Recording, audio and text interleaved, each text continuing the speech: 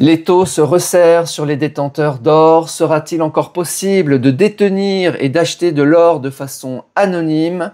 Rien n'est moins sûr, étant donné ce qui vient d'être mis en place au Mexique ainsi qu'au Vietnam. Quel est le lien entre l'identification numérique biométrique et l'achat d'or? On va voir ça dans cette vidéo.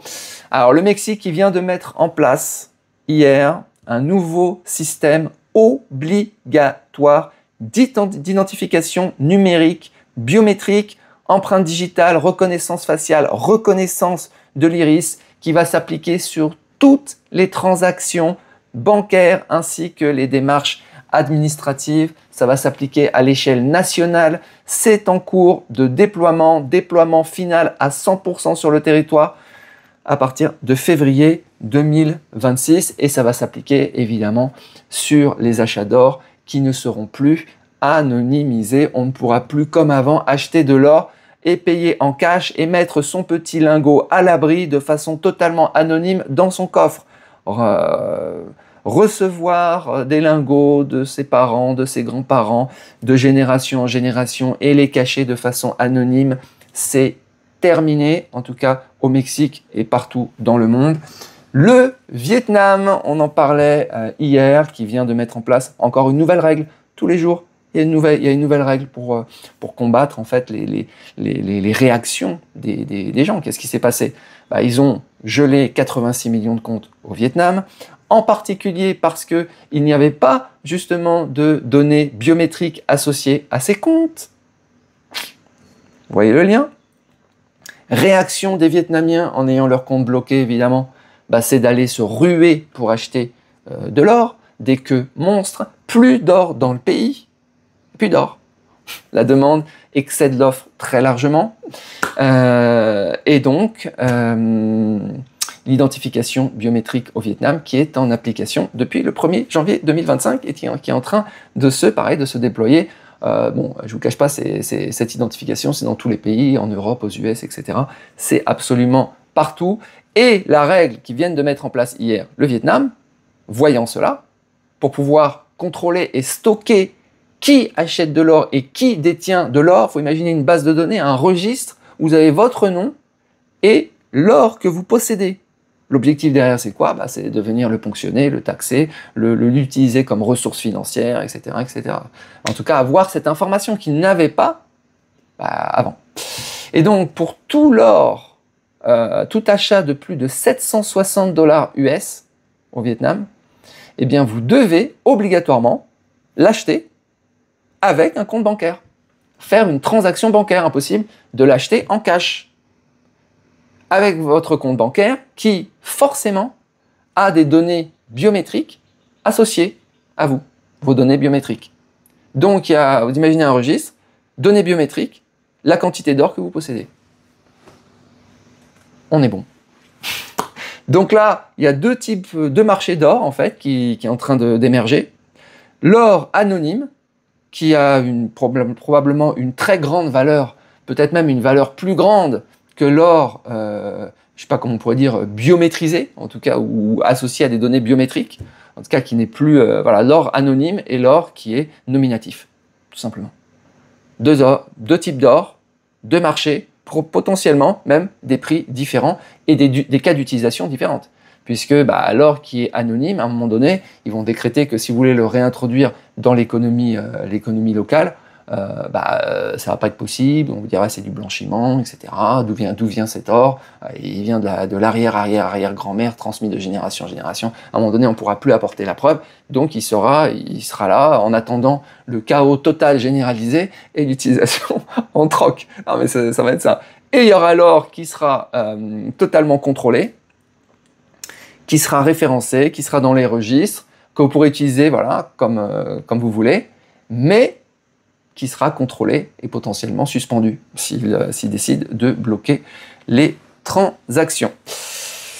Voilà, donc la préoccupation, donc évidemment les Mexicains sont pas contents parce qu'ils avaient l'habitude d'acheter de l'or en cash, etc., que c'est utilisé comme valeur refuge parce qu'ils n'ont pas forcément confiance dans la monnaie, c'est toujours la même chose, la monnaie mexicaine qui est assez volatile, qui en plus est un retour de l'inflation au Mexique, Donc voilà, l'or, c'est vraiment l'alternative, hein, que ce soit en Thaïlande, au Vietnam, dans tous les pays en fait, hein, et puis au Mexique, etc. Bah, voilà, tout le monde reconnaît, c'est bien, hein, toute l'humanité reconnaît la valeur universelle de l'or, comme l'humanité est en train de reconnaître la valeur universelle du Bitcoin. Voilà.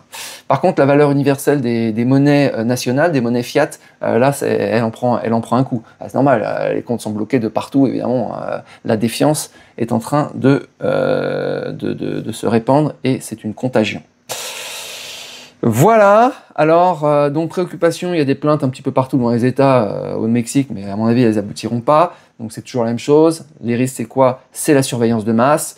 Les autorités qui ont le droit d'accéder aux données biométriques sans autorisation et sans ordre du juge, etc. Donc ils font absolument comme ils veulent. C'est comme voilà, ils accèdent comme on accéderait à Google Search. Des risques de fuite, des risques de vol d'identité, des usages abusifs. Faut imaginer hein, l'usurpation d'identité biométrique, ça va arriver, ok? Comme c'est arrivé pour les passeports, les gens qui se font voler leur passeport, ou simplement qui donnent les informations de leur passeport. Quand vous envoyez des copies de votre passeport, vous montrez votre passeport, toujours mettez un filigrane, ajoutez un filigrane, vous pouvez le faire gratuitement, vous mettez copie en énorme, etc., pour pas que ça soit utilisé pour prendre des emprunts à votre nom, parce que c'est un fléau aujourd'hui. Bah, demain, avec les données biométriques, c'est bien, parce que le passeport ne suffira plus pour pouvoir vous ruiner en prenant des emprunts à votre nom, mais le jour où les fraudeurs vont arriver, et ils vont y arriver, à usurper l'identité biométrique, à copier votre identité biométrique, là ça va être compliqué devant le juge d'expliquer que c'était pas vous, qu'il y a eu reconnaissance faciale, reconnaissance digitale, reconnaissance de l'iris, mais que c'était quand même pas vous. Bonne chance. Les premiers qui vont souffrir de ça, ça va être dur. Voilà. Alors, je me suis posé la question de l'or qui va être nominatif et avec la possibilité, comme tout va être au niveau des biométriques et compagnie, l'or qui va pouvoir être bloqué, suspendu, gelé, et l'or qui ne va pas pouvoir être bloqué. Je me suis posé cette question. Donc typiquement, dans l'avenir, hein, enfin, il y a des choses qui sont même valables aujourd'hui. Donc typiquement, par exemple, l'or, moi je détiens massivement de l'or via des ETF or. Ces ETF or, ils ont été achetés via des courtiers, via des brokers comme Interactive Broker et autres, pour lesquels j'ai fait des KYC. Okay, donc ils ont mon nom, ils ont tout. Il y a aussi maintenant les données biométriques. Donc en fait, c'est des informations, ces ETF or que je possède, peuvent être bloqués et gelés de façon... ils ont juste un clic de souris à faire et c'est bloqué pour quelque raison que ce soit. D'ailleurs, intéressant sur les... à dire, ouais, mais s'ils bloquent, c'est que tu as bien fait quelque chose de mal, par exemple. En fait, pas forcément. Le Mexique reconnaît qu'ils ont, par exemple, gelé des fonds et en fait, il y avait des faux positifs et ils acceptent d'avoir des faux positifs. Alors, vous avez votre compte bloqué pendant des mois, des années, mais c'est accepté. Voilà. Donc les ETF or, ça sera pas anonyme. L'or physique acheté sans carte d'identité, ce qui est de plus en plus rare, que ce soit en Thaïlande ou même en France, etc. Acheter de l'or de façon totalement anonyme, avec votre cash, achetez de l'or, prenez en France des petits Napoléons et vous les mettez ensuite dans un coffre chez vous ou dans un coffre, pas à la banque évidemment. Sinon, voilà, puis il y a des caméras partout, vous rentrez, il y a des KYC et compagnie. Donc l'or physique, s'il a été acheté sans carte d'identité et qu'il est stocké dans un endroit qui est totalement anonyme, là, ouais, ça reste de l'or totalement anonyme. Les crypto-or, par exemple le Pax Gold, là, en fait, acheter du Pax Gold et l'avoir sur un wallet, ça va dépendre, en fait, si votre wallet a été associé à un moment donné à des KYC. Typiquement, par exemple, si vous avez fait des transactions entre votre wallet et un exchange centralisé, par exemple Binance ou autre, à ce moment-là, il y a contact. Et quand il y a contact, il y a diffusion. Voilà. Donc en fait, le seul wallet anonyme, c'est celui qui n'a jamais été exposé en fait à rien. Et moi, par exemple, mon wallet, il est partout. J'ai même fait des vidéos. Voilà, tout le monde a ma clé publique, donc il est connu. Donc que ça soit sur la blockchain Ethereum, par exemple, bah, tout est public, toutes les transactions sont publiques. Donc évidemment que, alors on va me dire, ouais, mais on peut pas bloquer, c'est la blockchain, etc. On peut pas bloquer le wallet en lui-même. Par contre, ce qu'on peut bloquer, c'est que s'ils décident que bah, tous les exchanges doivent interdire telle clé publique, bah c'est fini. Il est inutilisable. Il stocke quelque chose, ok, très bien, mais il est inutilisable parce qu'il y a eu diffusion de cette interdiction en fait d'utilisation de ce wallet. Donc là, dites-moi ce que vous en pensez, vous les spécialistes des cryptos. Mais à mon avis, s'il y a eu un KYC à un moment donné, ou si vous avez enregistré, même si vous avez enregistré, tu vois, par exemple sur, j'allais dire sur MetaMask, mais sur MetaMask on met pas le nom. Mais s'il y a eu des transactions, si vous avez reçu de l'argent, ça va être reçu de l'argent en business, quelqu'un que vous envoyez, ça fait un cas contact.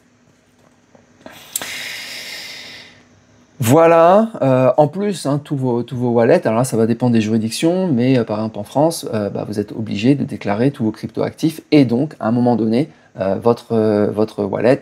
Alors vous pouvez avoir un wallet qui n'est pas exposé, un wallet qui est un wallet anonyme, un wallet non anonyme, mais sinon vous êtes obligé dans l'obligation déclarative. Voilà, à un moment donné c'est difficile d'échapper quand même à ça. Voilà,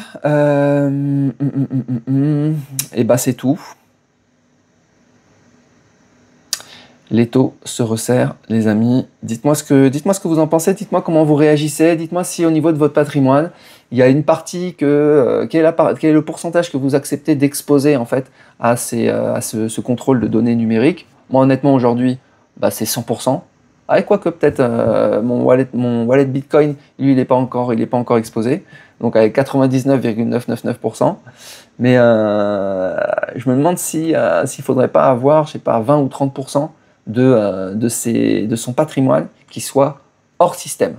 En attendant de voir ce qui se passe, parce que le blocage des comptes, moi c'est ça qui me fait peur. Hein. C'est le gel des fonds, c'est le blocage des comptes. Et là on voit un truc que j'avais pas forcément vu au début, que entre l'identification numérique biométrique et le contrôle et l'obligation de passer par des comptes bancaires et donc sujet à gel, à blocage et compagnie, bah en fait c'est c'est des sujets qui sont connexes, c'est des sujets qui sont liés. Voilà. Sachant que moi c'est vrai que j'adore payer par QR code quand même.